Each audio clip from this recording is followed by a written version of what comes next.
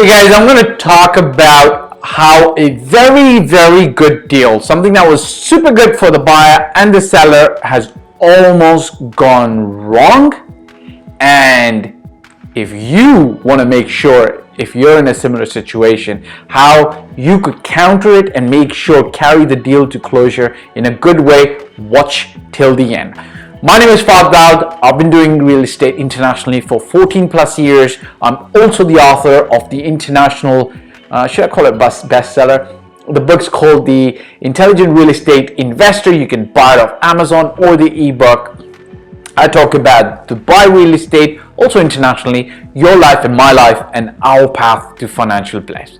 So let me set up the deal for you. Then I'll explain why it's gone wrong for the smallest reason, and what could potentially help save this transaction, this deal, okay? So we're in interesting times right now, right? We had the sea outbreak in March. Okay, hold on. We gotta go a little bit further back for this, okay? We've had the market, in my opinion, correcting since 2014. Slowly, okay? We had this peak between 2011 and 13, or 11 and 14, and in 14 the market prices stopped going upwards and they're just kind of like stagnating and coming down a little bit, okay? So 14, they still went up a little bit. 15, they went up a little bit. 16, they went up a little bit, but they weren't kind of like going up, they were kind of like going down like this, right? But I would say from 16 more serious corrections been taking place, like 16, 17, 18, 19, 20, okay? So we've got 5 years of correcting prices. Then we had the sea outbreak situation. Here's what happened, essentially speaking. People who were on the sidelines for the 5 years, they all of a sudden saw the sea outbreak situation, and money starts itching in your palms. You've been looking to buy a property for yourself and your family, and all of a sudden what we've seen is the sea outbreaks caused a lot of people to come into the market thinking, you know what, prices were bottoming out. The sea outbreaks really causing a bottom out. Time to get in. And I've seen that a lot of transactions are taking place the last 2-3 months. If you're following the news, you also know this. So this is a particular transaction that's taking place in a very prime location of Dubai, okay?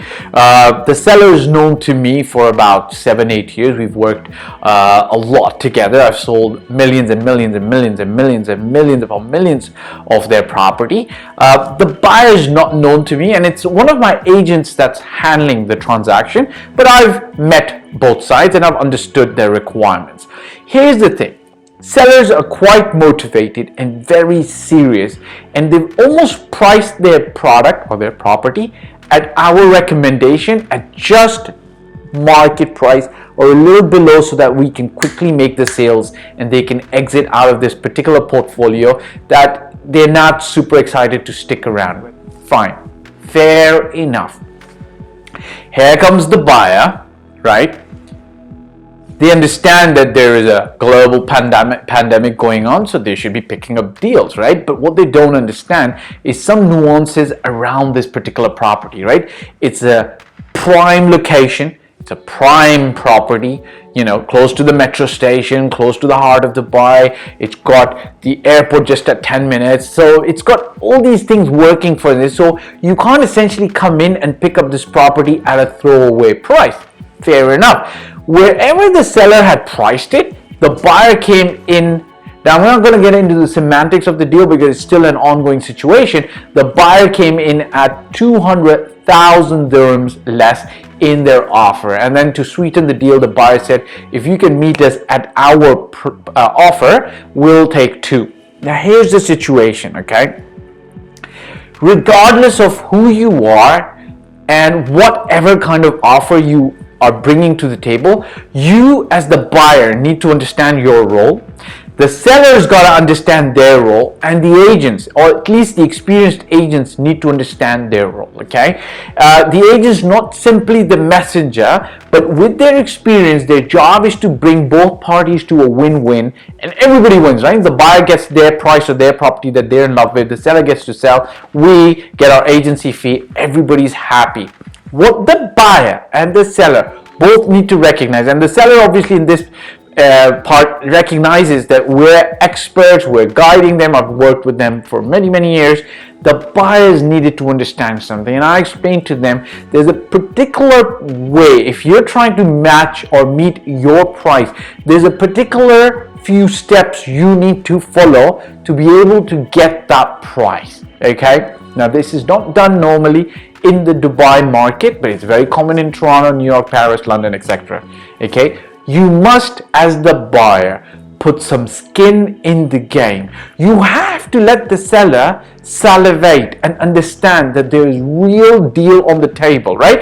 There's a big difference between a verbal offer and skin in the game, which means cash on the table. Now, in one of my videos, I go through the 5 types of offers that you can make and which one is the strongest. Now, I'll quickly go over 2 or 3 of them, okay? The weakest offer that you can make to the seller is a verbal offer, because to be honest with you, the seller or the agents don't know you well enough to just rely on your verbal offer that's coming from your tongue. Now, in this region or in Pakistan or India, we have this saying, my tongue is enough. Well, that's great. In the West, we've got my handshake or my word is my bond, right? But you just don't do business today like that, right? You want to actually not give a verbal offer. Why? Because it's the weakest way to convince the seller to drop the price.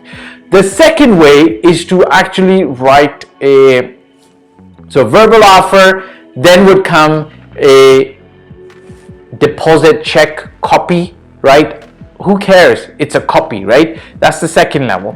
The third level is to write down an actual offer to purchase with no check and no penalty on you if the seller meets your offer and you back out. The fourth way is to actually do an offer to purchase with a copy of the check, and the fifth way is an offer to purchase with an actual written 10% deposit check. You gotta understand that you are being led through the process by a RERA certified agent who knows what they're doing, and they're gonna make sure that you're protected. So here comes the buyer along, kind of almost willing to follow the process, but at some stage something went wrong in their mind and they said, you know what, we don't want to give a written offer and we don't want to sign off any checks, even to show how serious we are. We would just parlay with the seller directly. Now, here's what you need to understand as the buyer. If you're looking to pick up a deal, you've got to get this through your head. I've gone through several negotiations, hundreds, okay, if not thousands of negotiations. I just know how a negotiation goes. If you are a chef, you know how the souffle rises, or the cake comes together, or the samosas come together. If you're a doctor or a surgeon, you just know how to prep the patient well and bring him to the operating table, making sure that the operation goes successful. If you're a car mechanic, you know how to fix a car. If you're a car salesman, you know how to sell a car. If you are an engineer, you know how to draw and design a house. If you are a real estate agent like us or broker, you know how to bring a deal home. You know how to put it together. Trust us. Listen to us. Let us do our work for your benefit, right? Ideal situation on how you go about the negotiation is you give an offer to purchase and you give an actual check, okay, that's held in escrow by a RERA certified agent. We take that and show that offer to the seller. Show them the real check. Don't pass the check to the seller, and we allow the seller to marinate on the offer, okay? Give them a 48-hour notice while the offer is valid, and allow them to accept the offer, reject the offer, or counter the offer within the 48-hour period. But you do not take a verbal offer, you take a written counter offer, right? And then you go and back and forth, and then you bring the baby home. And it's not that difficult, because prices will come to because the transaction will happen when all parties are actually happy and willing to go about it. So how did the deal go wrong? Buyer wanted to meet the seller. agent, in his experience or his hope, decided, let's do it, put the meeting together. Seller sends a representative who's got some decision-making power, but the meeting doesn't go very well, right? Seller says something, buyer hears something, and then they go away negotiating over the phone with the agent in the middle. The worst kind of negotiation, because in this negotiation, there's tens of things that can go wrong in terms of terms, pricing, conditions. I cannot get into the details of the deal, but trust me, if you're negotiating, insist on everything being written so that there is no discrepancy. I've seen many transactions go awry because the buyers meant something else, the sellers meant something else, and when the deal's about to get signed, they're sitting for 6 hours negotiating on terms that it's going to cost actual money to one of the parties, and then they're just trying to break their head and somebody's blood pressure goes up. So trust the process and allow the process to work its magic for you, the seller, and for the agents. Right? Hit the subscribe button, press the bell icon. If you find yourself in a similar situation, reach out to me. I've got a negotiations product that's specially, it's customized for you. It helps you and takes you through the other side. Okay? Ciao for now. See you on the other side. Don't forget, hit the subscribe button and the bell icon so you can stay updated to new videos that come out. Bye. Ciao.